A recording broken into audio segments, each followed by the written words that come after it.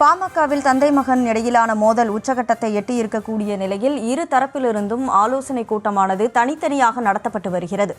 இது தொடர்பாக தன்னுடைய கருத்துக்களை பகிர்ந்து கொள்வதற்காக பத்திரிகையாளர் சுவாமிநாதன் இணைப்பில் இருக்கிறார். சார் வணக்கம். நேற்றிலிருந்தே பாமகவை பொறுத்த வரைக்கும் அரசியல் வட்டாரத்தில் ஒரு பேசு பொருளாக பேசப்படுவது என்ன அப்படின்னா பாமகவுடைய உட்கட்சி விவகாரம் தான். இந்த சூழல்ல இரு தரப்பிலிருந்தும் இன்றைக்கு தனித்தனியாக ஆலோசனை கூட்டமானது நடத்தப்படுகிறது. சில நிர்வாகிகள் பாமகவை சேர்ந்தவர்கள் சொல்லும் போதே பாமகவுடைய நிறுவனர் ராமதாஸை பின்னாடி இருந்து யாரோ இயக்குவதாக சந்தேகமும் தெரிவிக்கப்பட்டிருந்தது. இந்த நிலையில இன்னைக்கு நடைபெறக்கூடிய ஆலோசனை கூட்டத்தை பொறுத்து புதிதாக மாவட்ட நிர்வாகிகள் நியமிக்கப்படுவார்கள். ஸோ கட்சி ரெண்டா உடையும் அப்படிங்கிற ஒரு சந்தேகமும் தகவலும் பரப்பப்பட்டு வருகிறது. இதை நீங்க எப்படி பாக்குறீங்க? இந்த விவகாரத்தை பொறுத்த வரைக்கும் இரு தரப்பினரும் எப்படி அணுகுவாங்கன்னு பாக்குறீங்க? நிச்சயமா, அதாவது பாத்தீங்கன்னா பாட்டாளி மக்கள் கட்சியை பொறுத்த வரைக்கும் ஏற்கனவே ராமதாஸ் அவர்கள் இதே போன்ற ஒரு ஆலோசனை கூட்டம் நடத்தியிருந்தார். அதுல 108 மாவட்ட செயலாளர்கள்ல வெறும் 8 பேர் மட்டும்தான் கலந்திருந்தாங்க. அதையே அவர் சொல்லியிருந்தாரு, அப்பொழுதே நான் இறந்து விட்டேன் அப்படின்னு நேற்று பேட்டியிலே சொல்லியிருந்தாரு. இந்த இடத்துல கட்சியினுடைய நிர்வாகிகள் பாத்தீங்கன்னா பெரும்பான்மையான நிர்வாகிகள் இப்பவும் அன்புமணி அவர்களுடைய பின்னாடி தான் இருக்காங்க. இது எல்லாத்தையும் தாண்டி பார்த்தோம்னா ராமதாஸ் அவர்கள் இப்போ ஒரு வயோதிக நிலையில இருக்காரு. அதனால பழைய அந்த வீரியம் மிகுந்த பழைய ராமதாஸ் அவர்களை போல அவர் தொடர்ந்து போராட்ட குணம் இதெல்லாம் தான் அந்த பாட்டாளி மக்கள் கட்சியை கட்டமைத்தது. இப்ப ராமதாஸை விலக்கி விட்டு பார்த்தா அன்புமணி ராமதாஸ் ஒரு பெரிய ஆளுமையாக தெரிய மாட்டார். அப்ப ராமதாஸும் அன்புமணி ராமதாஸ் அவர்களும் இணைகிற பொழுதுதான், சேர்ந்திருக்கிற பொழுதுதான் வட மாவட்டங்கள்ல பாட்டாளி மக்கள் கட்சி ஒரு கணிசமான தொகுதிகளை வெல்லக்கூடிய இடத்துல இருக்கும்.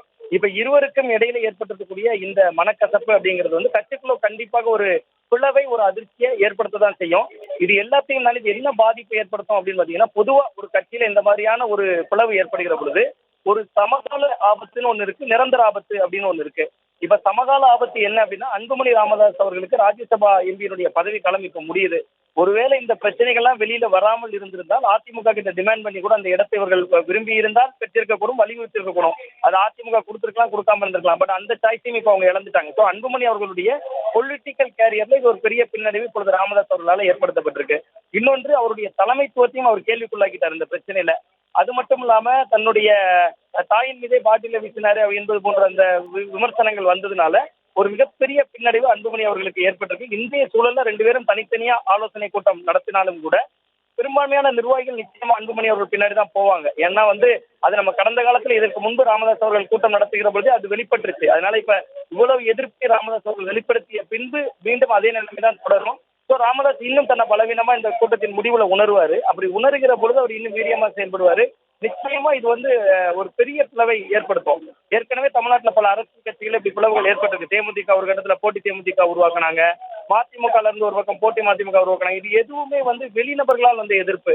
ஆனா சொந்த குடும்பத்துக்குள்ளேயே கட்சிக்குள்ளேயே ஏற்பட்டிருக்கக்கூடிய இந்த ஒரு பெரிய அவருடைய சொந்த உறவுகளுக்குள்ளே ஏற்பட்டிருக்கக்கூடிய இந்த மனக்கசப்பு, இந்த குழப்பம் என்று சொல்வது பாமகவுல நிச்சயமா ஒரு பெரிய குழப்பத்தை, இதை விட பயங்கரமான அதிருப்திகளை ஏற்படுத்துறதுக்கான வாய்ப்பு தான் இப்போ உள்ள சூழல்ல ஏற்பட்டிருக்கும். ஸோ இது முகுந்தனே பாத்தீங்கன்னா தானாவே அவர் ராஜினாமா பண்ணிட்டார். அவருடைய தன்னோட பதிவுல கூட அவர் ராமதாஸ் எங்களுடைய குலதெய்வம், அதே மாதிரி பாத்தீங்கன்னா அன்புமணி அவர்கள் எங்களுடைய எதிர்காலம் சார்.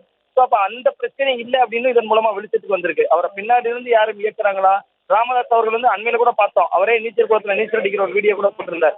ஸோ அவர் வயதானாலும் இன்னமும் முடிவெடுக்கக்கூடிய ஆற்றல் உள்ளவரா, திடகாத்திரமான நிலையில தான் இருக்கிறார். ஸோ அவரை இன்னொருவர் வெளியிலிருந்து குழப்பினார் அப்படிங்கிறது ஏற்றுக்கொள்ள முடியாது. இது முழுக்க முழுக்க பாமகவை பொறுத்த வரைக்கும் ராமதாஸால ஒரு தொடர் தோல்வியை தாங்கிக் கொள்ள முடியவில்லை. தான் ரொம்ப ஆக்டிவா களத்துல இருந்த வரைக்கும் பாட்டாளி மக்கள் கட்சியினுடைய இடம் தமிழக அரசியல்ல எப்படி இருந்துச்சு, இப்ப அண்மை காலமா அது எப்படி இருக்கு அப்படிங்கக்கூடிய ஒப்பிட்டு பார்க்கிற பொழுது அவரால் அதை ஜீரணிக்க முடியல அப்படிங்கிறது தான் இது உணர்த்துது. அதனுடைய உச்சமா தான் பாஜகவோட அணி சேர்ந்ததுனால் எனக்கு பிடிக்காம இப்படி பண்ணினேன் அப்படின்னு சொல்றதையும் பார்க்க வேண்டியிருக்கு. நிச்சயமாக சார். இணைப்பில் உங்களுடைய கருத்துக்களை பதிவு செய்ததற்கு நன்றி திரு சுவாமிநாதன்.